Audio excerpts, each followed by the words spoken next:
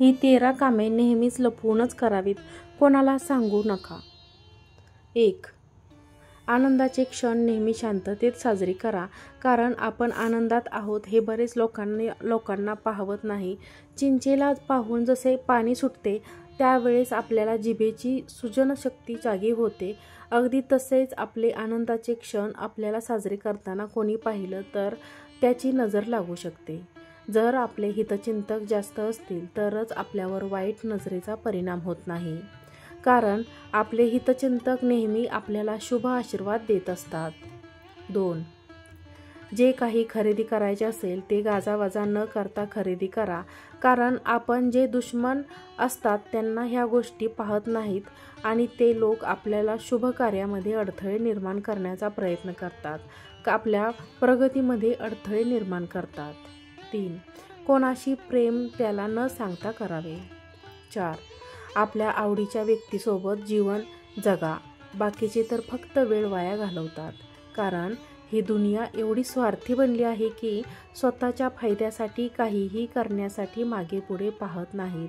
त्यांचा उद्देश एवढाच असतो की गोड बोलून आपल्याकडून कामे करून घेणे. म्हणूनच तुमचे हितचिंतक ओळखा आणि फक्त त्यांच्याबरोबरच तुमचा मौल्यवान वेळ खर्च करा. 5. झालेले नुकसान कोणाला सांगू नका. या जगात खूप कमी लोक असे आहेत त्यांना एखाद्याचे नुकसान झाल्यावर दुःख होतं, मात्र बरेच लोक असे आहेत की नुकसान झाल्यावर त्यांना आनंद होतो. उलट ते लोक लगेच जखमेवर मीठ लावायला तयार असतात, कारण त्यांना दुसऱ्यांसाठी चांगला विचार करणे तर जमतच नाही. 6. घरातील गोष्टी कोणत्याही बाहेरच्या व्यक्तीशी शेअर करू नका. जर तुम्ही त्या बाहेरच्यांना सांगाल तर नंतर तुम्हाला त्याचा पश्चाताप होईल, कारण ते लोक याच गोष्टीची वाट बघत असतात. तुम्हाला माहीतच असेल, रामायणामध्ये भिषेंच्यामुळेच रावणाचा अंत करणे श्रीरामाला शक्य झाले. त्यामुळे शक्य तेवढ्या घरातील गोष्टी घरातच ठेवा, बाहेरचे लोक त्या गोष्टीचा फायदा घेऊ शकतात. 7. लोकांना नेहमी जाणून घ्यायचं असते की तुम्ही किती कमावता. तुम्ही तुमचा पैसा व संपत्ती शक्य तेवढे गोपनीय ठेवा, ते तुमच्यासाठी फायद्याचे ठरेल, कारण हल्ली लोक फक्त स्टेटस बघतात आणि त्यांना जाणून घ्यायचं असते की कोण किती पैसे खर्च करून आपले जीवन आनंदात जगत आहेत. 8. चार चौघात कोणी अपमान करत असेल तर त्याचा तीव्र प्रतिकार करा.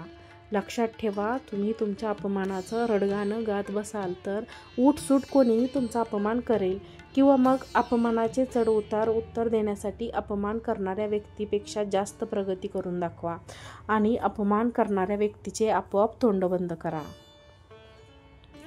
9.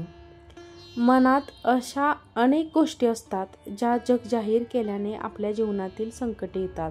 बुद्धिमान व्यक्ती तेच विचार करतात जे त्यांचे हिताचे असतात, कारण नेहमीच बुद्धिमान व्यक्ती बोलत असतात. नजरेत नजर मिळवून बोलतात, कारण आपल्या डोक्यातले विचार त्यांच्या डोक्यामध्ये वाचायचे असतात.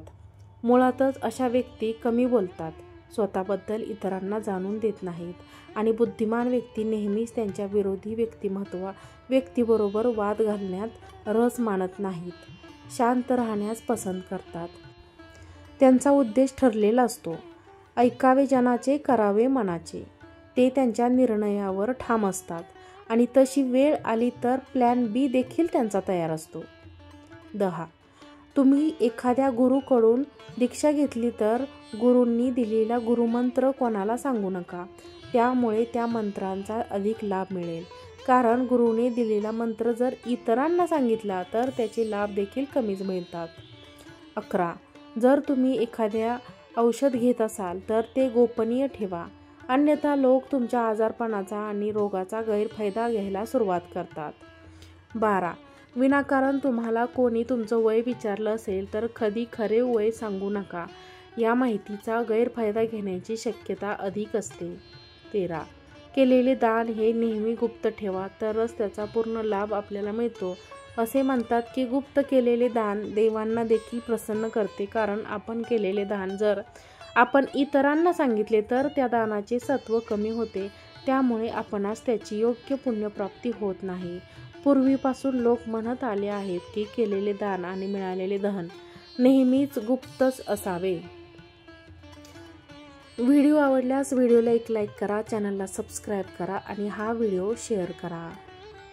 श्री स्वामी समर्थ.